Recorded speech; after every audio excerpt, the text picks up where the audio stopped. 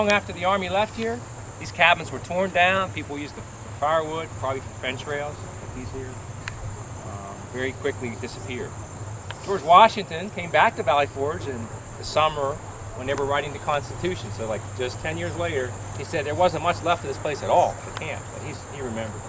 And said people were growing wheat, buckwheat, and corn out here, putting the land back into crops, which he thought was a good thing. It was now peacetime.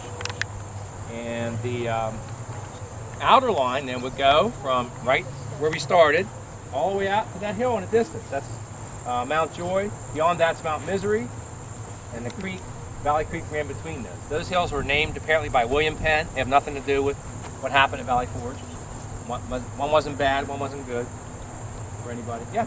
I live on Mount Misery, but my Do dad ya? wanted to live on Mount Joy, but you're not allowed to live on there. Well, the Park Service, and this is your park, owns from one half of Mount Misery over to this side. So the houses start on the far side here, Mount Misery, yep, called Valley Forge Mountain Development.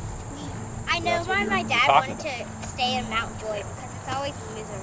Oh, well. The reason the story goes back to William Penn was he was lost on Mount Misery, stuck on the bramble bushes, and when he climbed up on Mount Joy, they're both about like 600 feet high, 500 feet high. He could see the Schuylkill River, and he wasn't lost anymore. So that's where the story, those two comes from. So way before the soldiers were here.